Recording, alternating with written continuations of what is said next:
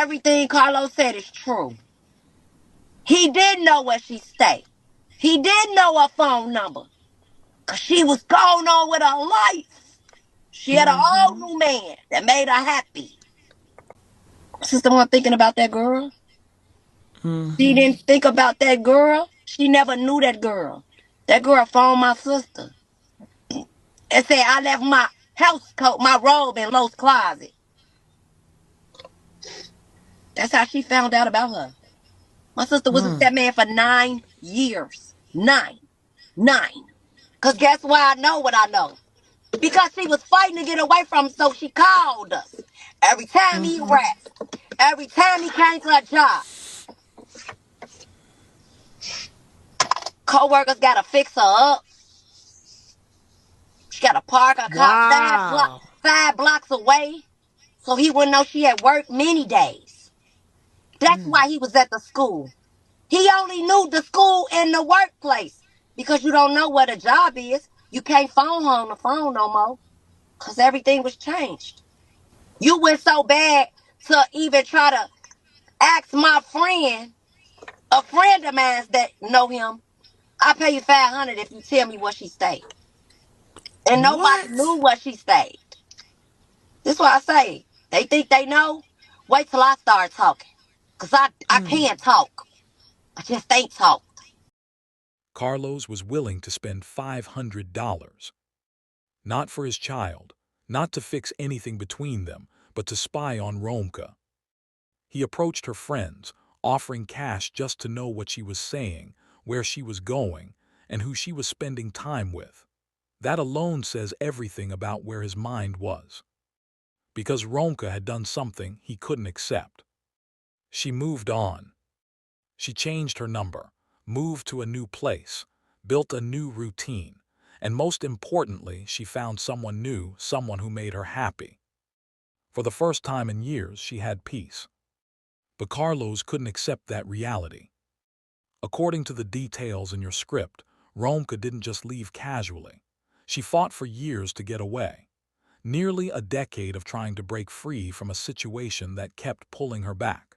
It got so serious that she had to park 5 blocks away from her workplace just to avoid being seen. Think about that. That's not normal behavior. That's someone trying to stay safe. She changed everything just to breathe freely. And when she finally succeeded, when she finally built a life where she felt secure, it should have been the beginning of something better. Instead, it became the beginning of something worse. Because less than a month after she fully moved on and embraced her new life, she was gone. Now her sister is speaking, and the things she's revealing are starting to connect the dots in a way people didn't see before. Backhand index pointing right if you're following this story, like, share, and subscribe so more people hear Romeca's truth. One of the most important details from the original script is this. Carlos didn't know where Romeca lived anymore. He didn't have her phone number. And for a moment, that might sound like he had finally let go. I would never be begging a nigga to be with me after he got a baby on the way. I would never be having matching t-shirts on with a nigga that got a baby on the way.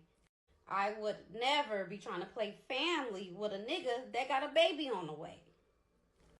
I would never want to be with a nigga that burnt me while I was pregnant. I would never want to be a bitch like that. I would never be telling random people that my baby daddy burnt me. I would never tell nobody no shit like that. I would never tell random people that my baby daddy cheated on me our whole relationship, my whole pregnancy, that he cheated on me. I would never, you could never get me to tell no shit like that to no random people that I don't fucking know. I would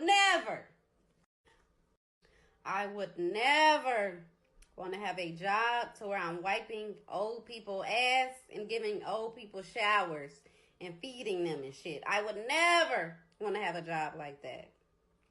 I would never want to have a job that my car was in the shop for 2 years. I couldn't get it out. I would never want to have a job like that. I'm wiping ass and I ain't got no car still. I would never. Want no job like that. I would never want to be with a nigga that done got so many bitches pregnant during the time that I've known him. I would never want to be with a nigga like that. I would never want to be with a nigga that done play in my face for damn near 10 years. I would never want to be with a nigga like that. I'm getting me a new nigga ASAP. I would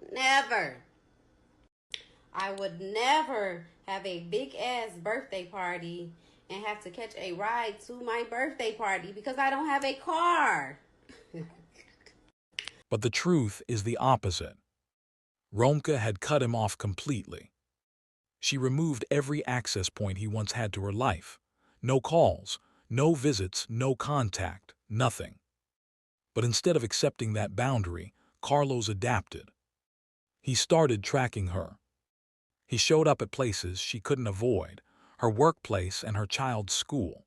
These were the only two locations where he knew he could still find her. And then came the part that makes everything more disturbing. He offered her friends money. $500 just for information. Not to help with parenting, not to check on his child, but to spy. To know what she was saying, what she was doing, who she was with. That's not curiosity. That's control. Meanwhile, Romeca had already moved on emotionally. The script makes it clear that even when she found out Carlos was seeing another woman, she didn't react. She didn't argue. She didn't chase. She simply didn't care anymore. Because she had already built a new life. But for Carlos, losing access to her meant losing control. And for some people, that's when things escalate. When they can't reach you directly, they start watching from a distance. And when that still isn't enough, they start pushing boundaries even further. Backhand index pointing right if you think this behavior crosses the line, like share and subscribe to keep this conversation going. By this point, Romeca's life wasn't just about moving on. It was about staying safe. The script makes it very clear that Carlos didn't just try to contact her, he repeatedly showed up at her workplace. Not once, not twice, but enough times that it became a pattern. A routine. Imagine trying to work, trying to focus, trying to live normally, while constantly worrying that someone might show up uninvited. Her coworkers noticed. They had to step in. They had to help protect her and cover for her. That tells you how serious it had become. Romeca had to change everything. Her phone number, her home, her daily movements. She even parked far away from her job just to avoid being recognized. That's not someone being dramatic. That's someone trying to survive. Despite all of this, she kept pushing forward. She was raising her child, building a life, and trying to create a future that didn't involve fear. And then something good finally happened. She found someone new. Someone who made her happy. Someone who represented a fresh start. For the first time in years, she wasn't just surviving, she was living. But that change didn't go unnoticed. Because as Romeca moved forward, Carlos became more desperate. And when desperation mixes with obsession, things can escalate quickly. Backhand index pointing right if you believe no one should have to live like this, like share and subscribe. Everything leads to one date. September 8th. That morning started like any other. Romeca dropped her son off at school, following what had likely become part of her daily routine. But this wasn't just any morning. As she made a turn to leave, she saw Carlos. That detail matters. Because according to the script, the school was one of the only places he knew he could find her. He didn't have her address. He couldn't call her. This was one of his last access points. So his presence there raises a serious question. Was it coincidence? Or was he waiting? And then there's another layer. Another woman was also there. Now the situation becomes even more complicated. Because Romeca didn't even know much about this woman beforehand. The only connection mentioned in the original script was a phone call, something that revealed Carlos was involved with someone else. It's been 3 months of pain and agony. I just want to say thank you, Lord. Thank you. Justice, please. I just want justice. I don't want to fight with nobody. I don't want to argue with nobody. I just want justice for my daughter. And I want peace in my family. This has been such a hard 3 months. It's been painful. It's been terrible. We've been torn apart. One of the leaders of our family. She was the baby, but she was the leader. The holidays are not holidays. I'm just grateful to God. And I am happy on today's verdict. I thank you, I thank you, I thank you.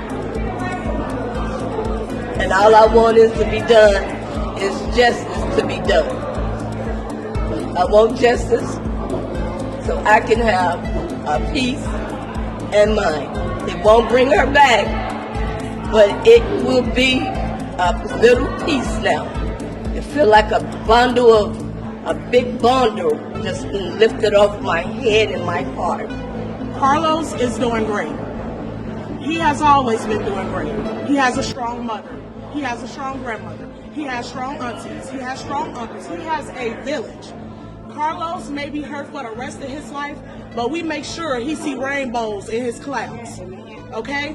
Nothing will ever change about that. There is nothing he needs that we cannot provide. He is perfectly well. He is happy. He is thriving. And even when he feels his lowest, we pull him out of it together like we do with each other. Yet somehow, on this exact morning, all of them ended up in the same place.